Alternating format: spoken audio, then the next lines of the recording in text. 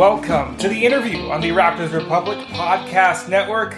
I'm Andrew Damelin. Today's guest, I think, is perhaps the most forgotten about, unknown player on the Raptors roster this season.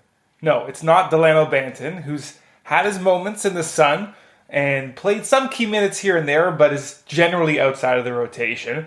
It's not even Justin Champagnie, who's also had an impact here and there, had a couple of games that you can definitely point to earlier in the season when he's made an impact on the offensive glass and nearly actually had a buzzer beater in one game a while ago. It was a tip-in that was just after the buzzer. It was a heartbreaker. No, not Justin Champagnie. Not even Malachi Flynn, who really is an afterthought for the most part. Yes, he's gotten some minutes with Fred VanVleet being out for part of this past month and in February.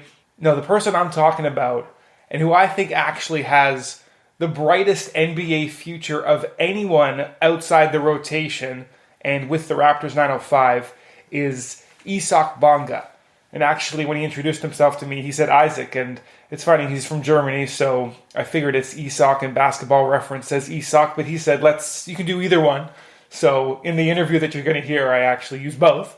So it's Isaac Bonga. This guy is, and it's funny too, because he's a prototypical 2021-22 Raptor, which is a 6'8", 6'9" guy who can handle the ball, is so fluid in the open court, is a great defender, a great anchor of the defense when he needs to be, an absolute professional. He has been so consistent with the 905 this year. You know, he's in his fourth professional season. He was drafted by the Lakers in 2018, 39th overall, and he was part of a rotation in his second season with the Wizards, and then 2 seasons later he comes over to the Raptors, and he's, barely played at all with the big club, and he's just been nothing but a professional with the Raptors 905. He's averaging 13 points on 45% from the field, 29% three-point shooter. That's always been the knock on him since he started playing professionally as a 16-year-old. It's develop my shot. That's been the biggest priority.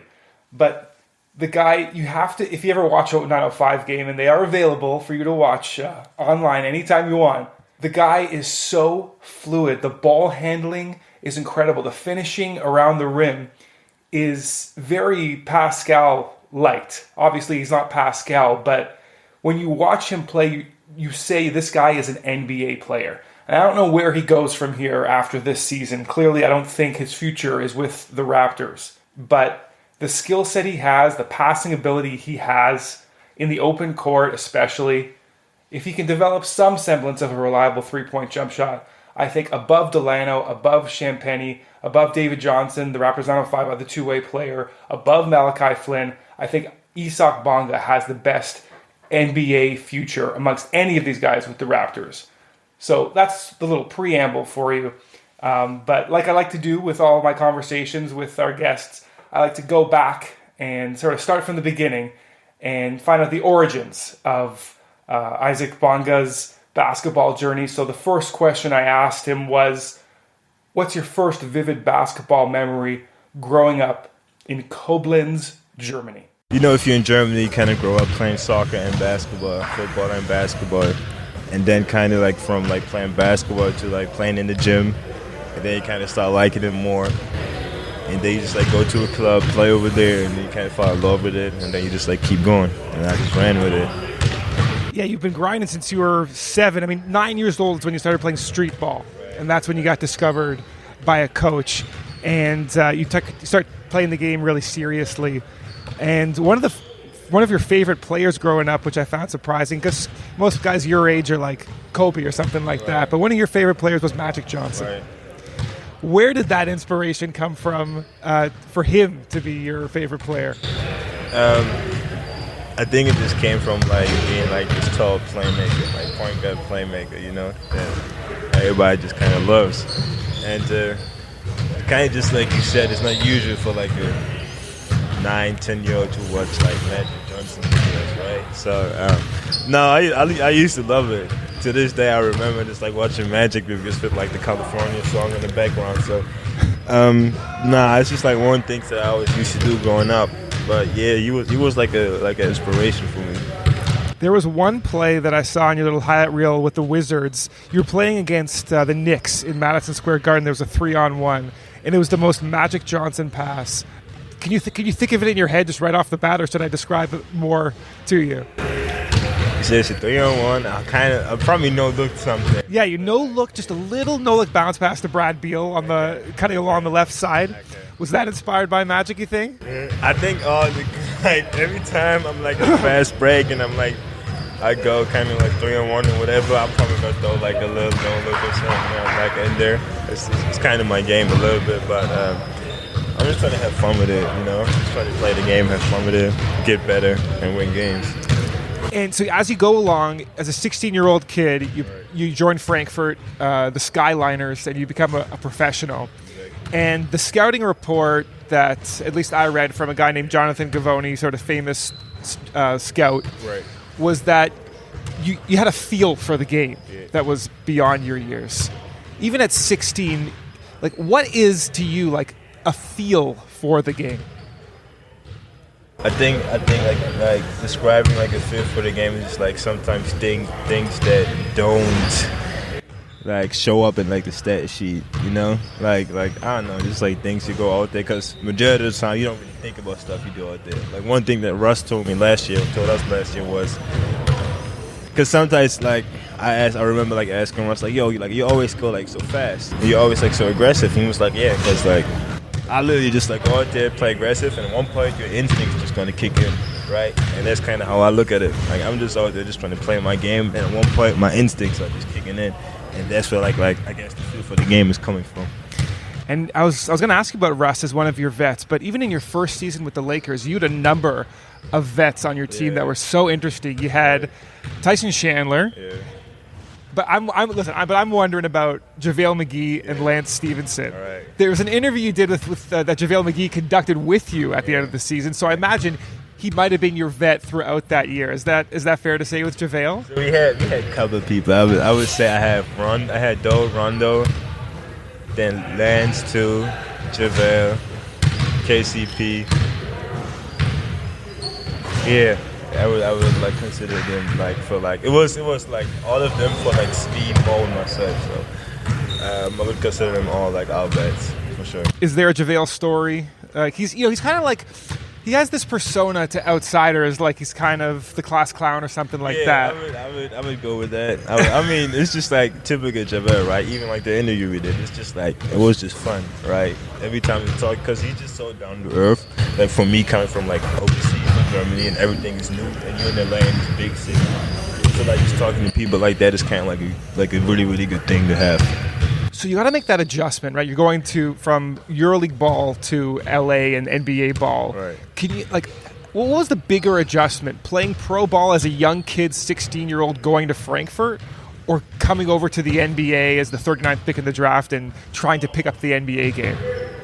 The NBA thing. I just remember like my summer league experience was really bad, like to the point where I couldn't. So I remember like I got something for like down in the second quarter to like this, and I couldn't literally dribble. Like I dribbled like 3 times in a row, and the game was just so fast. But I was like, yo, like what is going on? So like there was like a little like just like a lot of change from me, and obviously I had to adjust to it. But like after like a couple of months, and like had from my teammates, everything was straight. Yeah. So you spend a year in LA, and then you get traded in the off season to Washington. You start 49 games, and you shoot over 50% from the field in that second season. Russ comes over the third season, and Thomas Bryant is a big factor in the lane the following year, if I have my chronology correct. I mean, it's a whirlwind, I imagine, for a second-round pick trying to make it in the league, trying to get that next contract. What was that third season like? You're watching... you were a starter in your second year, and then your third year, it's lesser of a role. Right. You got Russ, sort of to help you along. What was the experience like that third year? I imagine the pressure was highest at that point. It was like a learning process. Obviously, like we all know, having Russ there. What I think personally for the team was a good thing, because you kind of uplift everybody in like whatever aspects you got, right? And but personally for me it was really just like a learning experience. Like I always know, like the season always gonna be like a roller coaster ride, and that's what it really was for me, right? So I'm just going from like playing at the beginning to playing it all sometimes, playing a little bit sometimes, playing a little bit more sometimes. So this the thing about NBA is like what I realized is you're always gonna get your opportunity. You just gotta be ready, right? You just gotta like lock in, even if it's just gonna be for the last 5 games in the season or like the first 5 games or whatever. Like you really just gotta be locked in. Gotta log into the game plan, the whole game during the whole season. And that's like it's like one of the hardest things to do in the league. And maybe on that point, like watching those Wizards highlights, just a play-by-play commentator, whenever there'd be like a great spin move by you, he said something like, "Where is this Isaac coming from?" And the other thing he said was a different Isaac Bonga tonight. So it sounded like the messaging was you're obviously capable, but it didn't happen as consistently as possible. And what have you done to sort of work on that consistency? Because that kind of stuff is the stuff I see every game from you with the 905.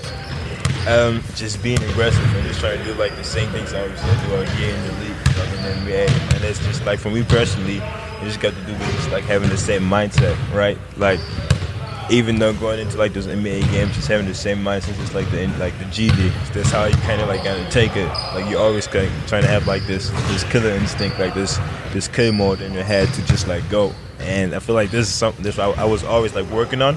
I feel like I'm kind of getting closer and closer to every day. And so you come to the 905, or you come to the Raptors actually, and you're assigned with the 905 for much of the year. And there are a few games I wanted to talk about, just moments. Right. And the first one is January 10th, 2022. You guys make a huge comeback against Lakeland, and Delano Banton gives you the pass near the end. You make the game-winning 3. And after the game, there was a quote you had that I thought that was so interesting. You said, "I feel like I kind of didn't want to shoot it. For some reason, I knew Delano was going to pass it to me. I shot it with confidence. Been working on that every day. After practice, just having the confidence and taking those shots with confidence. I'm trying to get to that mindset." What was the very first part? The first sentence was, "I feel like I kind of didn't want to shoot it." I said that. That's how I transcribed it anyway. Okay, I remember saying that. Okay, so maybe that's not how you felt. Yeah. So now let's go back to that moment. So he passes you the ball, and you also mentioned later in that presser that this is something you dreamt about. You sounded like a kid about hitting the game-winning shot. Can you take us through that game-winning shot? And is that something you look back on even now, and you can watch that highlight over and over again? I probably did like after I did it, but for some reason I knew he was gonna pass it to me, and I knew I'm gonna shoot it. So like obviously like I've been working on my 3-point like through like these whole past years and on my body, all this stuff. So it's just like having confidence in your shot and just like taking those shots, and that's like probably the only like way I guess I was feeling in that moment. So that's that consistent growth, confident mindset. And the other thing that I wanted to ask you about, it wasn't even a game that you played in. It was February 17th. You were technically on the All-Star break, but the 905 were playing. Right. And you came, sat on the bench, and watched that team play. You don't often see that type of thing from an assignment guy, an NBA guy. Where does that sort of empathy, that compassion, that team aspect, where does that come from? Maybe in your upbringing that you want to sit with your team that you're not necessarily supposed to be a part of.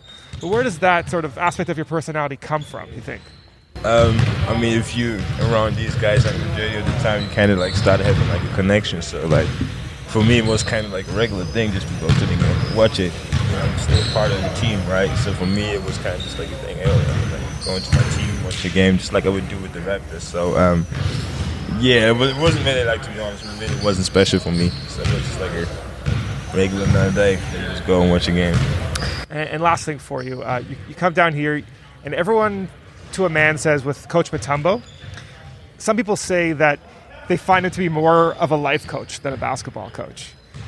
How does that sort of ring to you? Has he made that kind of impression on you? What kind of impression has Coach Mutombo made on you? Yeah, I would definitely say that because he just like wants everybody to have like purpose in like your life, and it's like even outside of basketball, right? I mean, obviously we all got like a different upbringing, we all get a different paths and stuff, but like just like being here, being together with this group, and like going through like the things we go through kind of brings everybody together, and he's like helping everybody to go through like if it's adversity, like a bad time, whatever it is, to just like he want to like bring everybody to like the next level, and he's showing it on and off the court every single day. So I would definitely agree with like saying Coach Matone is a life coach, 100%. And in that last speech he gave you at the end of practice, he mentioned, and he said this before, how wanting to get guys to the next level, like you said, and everyone I've spoken to has said they have some chip on their shoulder from growing up, being doubted, being undrafted. You were drafted, but some people being undrafted, some people being traded. Is there a chip on your shoulder from any part in your life that gives you that motivation to get back into the NBA? Yeah, I mean, it's like kind of like the way I look at it sometimes. It's like it's my fourth year now, and I kind of feel like I'm still not really like in like the position where I want to be. So I'm just constantly thinking, okay, just like take each day by day, and just like keep working. But you're gonna get there one day, but you can't really like keep looking at the end goal because sometimes you forget where you're at, like in the moment, right? So I'm just like that's what I'm just saying. I'm just trying to be in the moment, have fun with it, but at the same time, like I know this is not where I'm supposed to be, and I know like I want to get there where I want to go. So it's kind of like two things you always got to think about. And if Coach Matabo has anything to say about it, you're going to get to where you need to go soon. He sees such a bright future for you. You've had an amazing season with the 905. You're about to try to finish it out, win the title. So from us at Raptors Republic, Isaac, Isak, we wish you the best of luck, and we really appreciate the time. Appreciate it. Thank you.